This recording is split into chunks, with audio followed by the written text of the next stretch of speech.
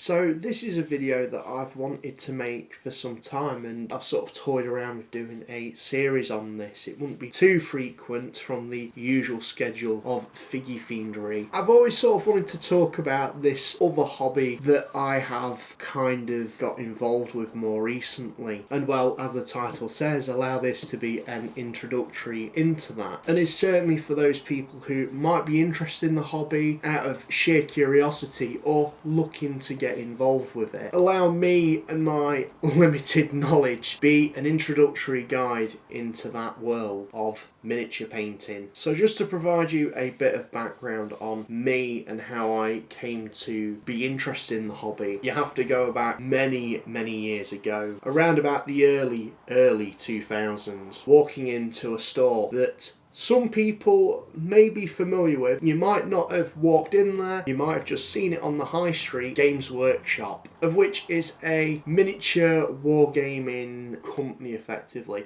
They have expanded into many other things over the years, and I believe possibly the shops have rebranded. But to anyone who's walked in, it's an experience. Shelves lined with miniatures from sci-fi, fantasy, rules, rulers, dice, paints with weird and wonderful names, and usually in the centre of these shops, huge, big, spiralling wargaming tables with miniatures ready to play. Now, it's only if I went to cities would I be able to experience these shops. As a country bumpkin, the only thing closest to this was a model shop in the next town, and it was like your typical model shop really. Buried under most of the stuff was some Warhammer kits, and seeing the artwork on some of those boxes always really inspired my imagination. So naturally, walking into a Games Workshop, my mind was blown. Warhammer 40k was always my go-to jam. I didn't really quite get into the fantasy side of things, although that would probably change now as I've somewhat recently got into D&D.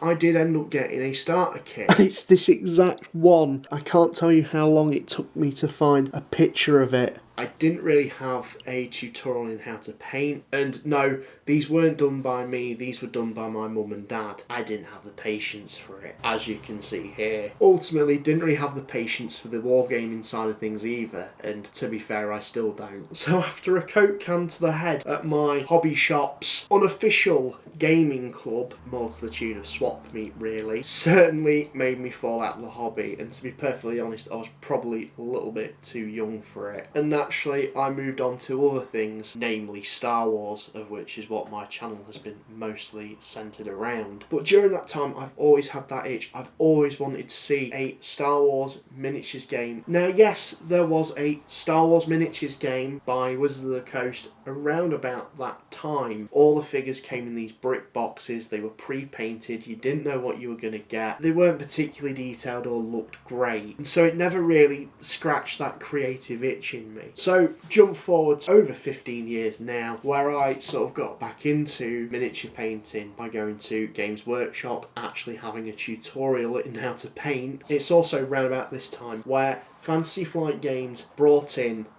this little baby, Star Wars Legion. You can get it in original trilogy or prequel trilogy flavour. Fingers crossed they do a sequel trilogy era version of it, but we'll have to wait and see what Atomic Mass Games does. I've yet to play a game of this, but the miniatures drew me in. So going from this to what I now do, these are my top tips for those of you looking to get started in tabletop miniature or model painting, and what I wish I knew before getting involved with the hobby.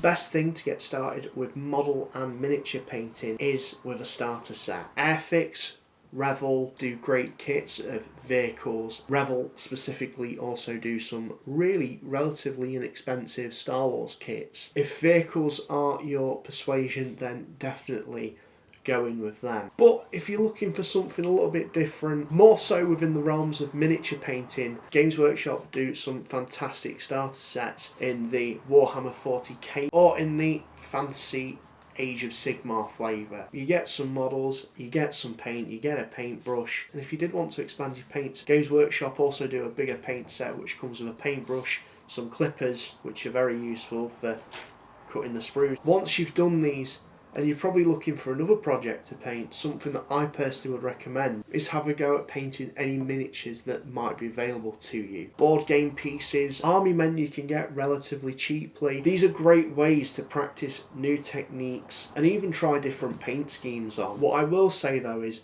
don't dive in and buy the most expensive model you can find as your first thing to paint. Likewise with a big honking chonky set. Naturally, retailers will always try and push this on you, but the reality is, as cool as a big load of sprues is going to look to you, it can ultimately quickly create fatigue. Start off small and work your way up. This also goes for tools as well. I'm not going to mention specific tools here, but learn to use the ones that you have available. And when the time comes to it, if you feel the need to bolster your supplies, do it.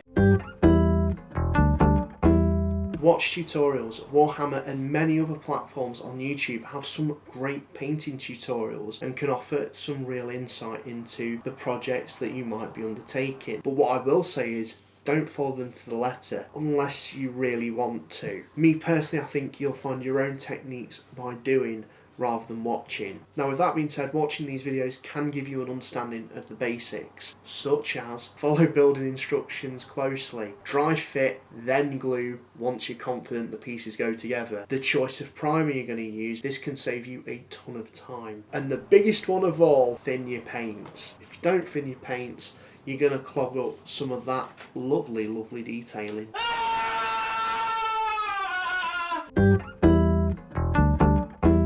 Don't compare your work to mine or anyone else you might see on the internet. Miniature painting is a personal journey. If you're constantly comparing yourself to someone else, you're not doing it for the right reasons, in my opinion. And that leads me on to my next point. Never strip your old minis, and above all, save your minis or document them in some capacity. Comparing what you did first to what you did last, you can definitely see the results and fruits of your labour that way. And it's a great morale builder. Everyone starts at different levels, and being able to see your own personal journey is so rewarding. Touching base on documenting miniatures you've worked on, it's always worth documenting the paints that you've used on them as well. Say that you've painted a bunch of stormtroopers in a certain way, and then you don't do any for quite some time. There's always the possibility that you won't remember the exact paints you've used. Having a document or having something tangible to look at to remind yourself of what paints you used just makes things so much easier.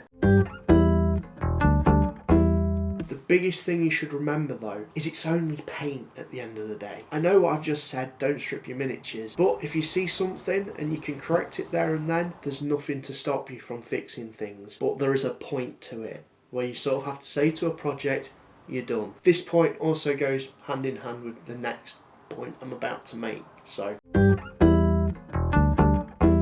consider the why in relation to the time of the thing you're working on. If it's a big unit of grunts, then naturally you're going to want to get them done as quickly as possible to get them on the tabletop. This is called battle ready. So doing this and keeping an eye on the time and tracking your progression, and naturally you would probably be doing these in batches as like a production line, rinse and repeat until you finally have them all done. On the other hand, if it's a big commander or showstopper piece that you're working on, or a solitary model kit that you just want to have as a nice display piece, naturally you're going to want to take your time with it to get it to the level that you want it. Doing both these sorts of projects certainly help you learn things and go hand in hand.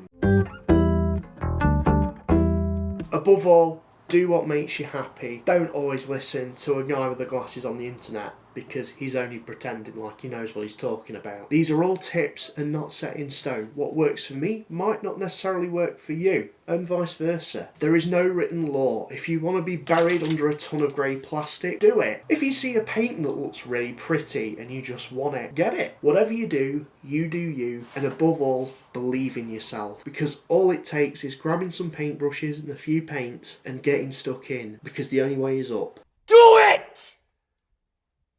Just do it! Yes, you can!